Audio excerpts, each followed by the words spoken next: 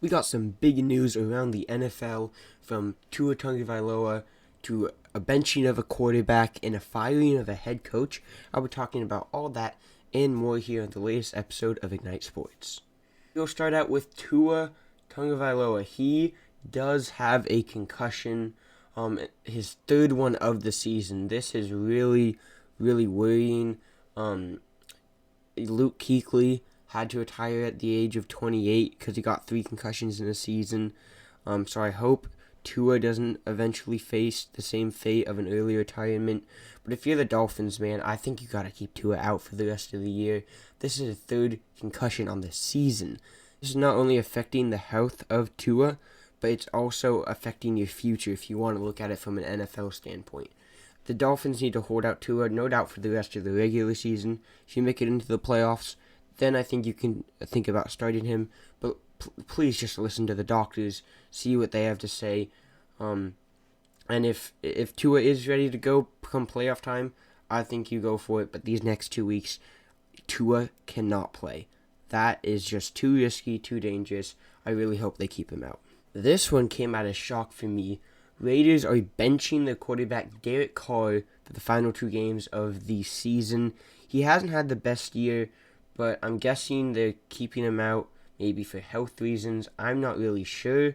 But Jarrett Stidham, I'm sorry if I butchered that name, but he will be the Raiders' starting quarterback. And Mike McDaniels said, Josh McDaniels said it's more about the opportunity. We're all accountable to where we're at. I think this is more about an opportunity to see a guy that we haven't seen play in a situation like this against a couple of good teams, really good teams. Derek's played a lot of football. There's a lot of evaluating that's going to take place here once the season's over. As far as how we make the most progress, what makes the most sense for everybody is how we move forward. We knew that was going to be the case. Obviously, we're hoping to be in a different scenario than we are currently, but there's no finality today. This is just a decision we thought. After talking about it and contemplating it, that we thought would be an opportunity for us to see what we have in him. And how we do going forward, we'll see. There's a lot to be sorted through once the season's over. So, they're basically just benching Derek Carr to see if they have a future in any of the young QBs that they have on their roster, because, as he said, Derek's played a lot of football. They know what they have out of Derek Carr, and honestly, he's had a really disappointing year. So I understand what the Raiders are doing, I respect it, and I hope it works out for them. Alright, and before we get to the last most important piece of news, we are going to look at the players of the week. So we got Joe Burrow was named the AFC Offensive Player of the Week for the 3rd time this year. He threw for 375 yards, a season high, and he had a 99.4 passer ratings off of 3 touchdowns. So a great day for Burrow, very deserving award. These awards really don't mean much, but it's just cool to look at. Alright, and then the NFC Offensive Player of the Week is Deontay Foreman. It's his first time receiving the award. It makes a lot of sense what he did to the Lions and just what the Panthers' run game did to the Lions. He had 165 yards on 21 attempts. He had a touchdown as well, and he was the leading rusher for the Panthers, who rushed for 250 yards against the Lions. So those are the 2 offensive players of the week. Then if we look at the NFC Defensive Player of the Week, it is Nick Bosa. Bosa has had a great season. He could win Defensive Player of the Year. Could be Micah Parsons. We will see. But he had 7 tackles, 2 sacks, and a forced fumble in the Niners' 37-20 win over the Commanders.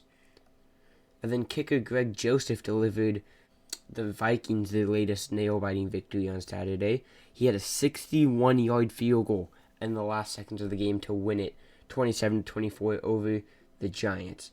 That's the 4th longest game-winning field goal in Joseph's career.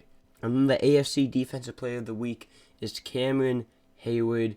He had a great game. He had 7 tackles, 2 sacks, 3 tackles for losses, and he even defended a pass. So good game for Cameron Hayward. And then for the AFC special teams player of the week, it is Riley Patterson, the kicker for the Jags. He was 5 for 5 on his kicks, which was an extra point and 4 field goals. So those are the players of the week for week 16. And now we're going to go to the last biggest piece of news. The last piece of news, as I'm sure all of you know, is the firing of Nathaniel Hackett. And I think this headline says it all. The Broncos had to fire Nathaniel Hackett because they can't fire Russell Wilson. Nathaniel Hackett, as I've heard described, has been the first casualty of the worst trade in NFL history. I don't think the Broncos scenario is all Hackett's fault, but I do think he had a pretty big role in the lack of success in Denver. Obviously, Denver just got blown out on Christmas Day by the Rams, and that led to Hackett being fired the very next day. Nathaniel Hackett was fired 15 games into his tenure after a mortifying 51-14 loss to the 4-win Rams on Christmas Day. He is just the 5th coach in NFL history to be fired before the end of his first season. Hackett was clearly just not meant to coach in Denver. I still think Hackett is a great coach. I just don't think he's meant to be a head coach. I think he is more an assistant coach, a coordinator, quarterback coach, like how he helped Aaron Rodgers. I think that's more what he needs to focus on. I don't think, as of now, he is a head coach. Here, this says, as rare as it is for a coach to be fired before the end of their first season, the move comes as little surprise.